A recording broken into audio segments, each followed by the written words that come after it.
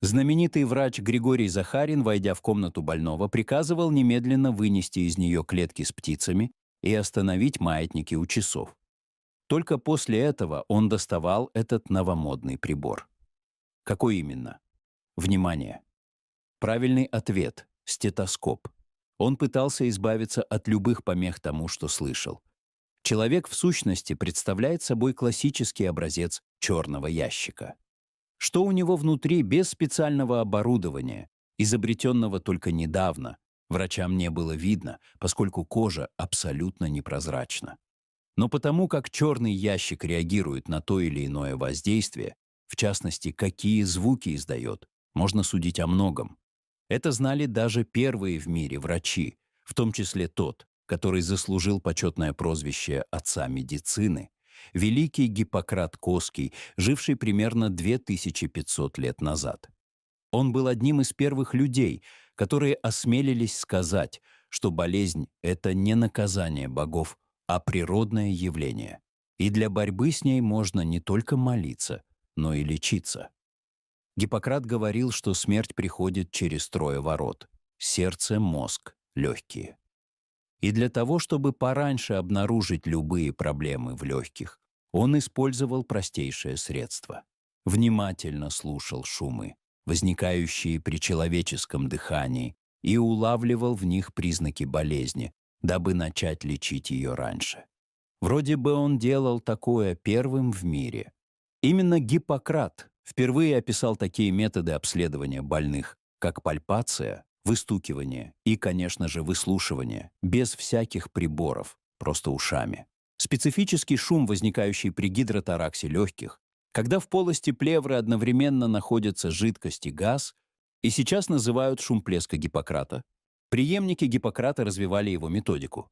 Великий врач начала нашей эры, Аретей из Каппадокии, которого называют вторым после Гиппократа по применению проницательности и этики в искусстве врачевания, распространяет технологию выслушивания с легких на сердце, получая информацию о состоянии больного, еще и при помощи сердечных шумов. А вот с совершенствованием этих полезных методов дело было хуже. Медицина оказалась наукой крайне костной, излишне почтительной к авторитетам древности. Учение Гиппократа и его знаменитого римского продолжателя Галена возводилось в абсолют, становилось непререкаемым авторитетом, и студенты-медики клялись верить только им и ничему другому. Некоторые заблуждения античных авторитетов были просто вопиющими. Сам великий Аристотель утверждал, что у женщин на 4 зуба меньше, чем у мужчин, что стоило пересчитать. Не менее великий Гален уверял, что по артериям течет не кровь, а воздух. И критиковать это было нельзя. За непочтение к авторитетам могли и в безбожии обвинить. Замечательный средневековый врач Андреас Визалий обнаружил более 200 явных ошибок в трудах Галена. Но ничего, кроме неприятностей, он за это не получил. Его обвинили в невежестве и непочтении к авторитетам. Насильно отправили в опасное паломничество, чтобы замолить грехи, и на обратном пути на родину он попал в кораблекрушение и погиб. Так и с выслушиванием, которое называли по латыни аускультацией, поскольку о нем писал Гиппократ, его признавали и использовали. Но со времен Гиппократа способы проведения этого исследования совершенно не менялись. Врач прикладывал ухо к груди больного и пытался услышать в его дыхании и сердцебиении нездоровые шумы. Получалось так себе. Положение радикально изменил человек, которому судьба сдала настолько плохие карты, что хуже некуда. Он родился в 1781 году в маленьком бретонском городке Кемпер. И место не выдающееся, и дата рождения слишком близко от времен Великих перемен. Нам можно не объяснять, что радоваться этому не особенно стоит. Звали его Рене Теофиль Гиацинт Лаэннек. Красивое имя, может быть и высокая честь, но в жизни плохой помощник. В 5 лет он потерял мать, умершую от неизлечимого тогда туберкулеза. Сироток мог бы воспитать отец, но это ему было абсолютно неинтересно. Он подсуетился и уговорил своего брата, священника и доктора наук в знаменитой Сорбонне, избавить его от этих хлопот, взяв детей на свое попечение. С дядюшками маленькому Рене повезло явно больше, чем с папочкой. Другой его дядя, Гийом Лаэннек, ректор Нанского университета и достаточно известный врач, заметил огромные способности племянника и решил дать ребенку шанс. Рене записали в хорошую школу, а с 14 лет он получил возможность изучать медицину в госпитале Нанта. Это было очень удачным решением. В 18 лет Рене уже становится хирургом и занимает должность полкового врача в армии Наполеона. Служил он недолго, доучился в Париже и уже в 1804 году защитил диссертацию, кстати, о Гиппократе. Он издает целый ряд медицинских трудов, четко описывает множество заболеваний, в частности, цирроз печени, который еще долго называют циррозом Лаэннека. Карьера способного и трудолюбивого врача тоже движется более чем нормальными темпами. Он стал главным редактором медицинского журнала, весьма заметного тогда издания. Потом его назначили главным врачом большого госпиталя Неккера. Неплохая карьера для сиротки из бретонской глуши, заработанная собственным трудом. Но главное еще впереди. Что навело Лаэннека на решающий шаг? Он сам вспоминает об этом. Речь шла о детской игре. Двое детей стали у двух разных концов бревна, и один из них приложил ухо к его торцу, а второй начал царапать противоположный конец бревна булавкой. Оказалось, что дерево прекрасно проводит звук, слышно было даже лучше, чем без посредства дерева. И так уж сложилось, что вскоре после этой встречи Лаэннека пригласили к проблемной пациентке, сердечнице. Раз такое дело, надо приложить ухо к страдающему органу и выслушать его. Авось станет ясно, что делать. Но барышня оказалась очень нехуденькая. Крупные формы и жировая прослойка заведомо глушили звуки. Как тут услышать? Проблемой стала и тогдашняя мораль прижиматься своим ухом, даже через платок, как тогда делали. К пышному бюсту пациентки было неприлично. В те времена многие врачи таскали с собой куклу, чтобы пациентки на ней показали, где у них болит. Посмотреть на пациентки было недопустимым шокингом. Врача за такое могли и на дуэль вызвать. Тут-то Лаэннек и вспомнил виденные недавно детские игры. Бревна у него с собой не было, и он поступил проще. Свернул несколько листов бумаги в трубочку, приложил к больному органу, а ко второму концу трубки прижал ухо. Он был приятно поражен. Тоны сердца не просто прослушивались, они были слышны гораздо четче, чем без этого полезного инструмента. Польза от такого приспособления была очевидна, и Лаэннек начал его совершенствовать. Не свертывать же каждый раз листы бумаги в трубочку. Надо было выбрать материал для нового прибора. Он пробует кожу, стекло, металл, а потом просто отпиливает кусок от гобоя своего двоюродного брата. Работает хорошо. И он сооружает подобную трубку из ореха.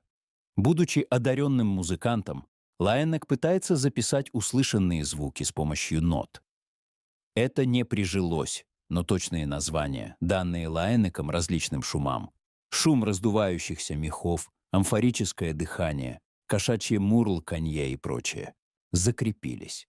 Придумалось для нового прибора и название. Поначалу Лаэннек именовал его просто цилиндр. Да он и был деревянным цилиндром длиной 12,5 дюйма, примерно со школьную линейку. Но поскольку в медицине принято пользоваться древними языками, Лаэннек наделил свой прибор древнегреческим именем стетоскоп, дословно «смотритель груди». Популярность приобрела новая разновидность стетоскопа — не твердая трубка, а два гибких резиновых звуковода, соединенных не с воронкой, а с мембраной. Ее стали называть фонендоскопом — смотрителем звука внутри. Потом возникли стетофонендоскопы, в которых есть и воронка, и мембрана.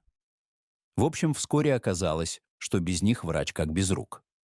Среди коллег Лаэннека, конечно, были и скептики, но они остались в меньшинстве.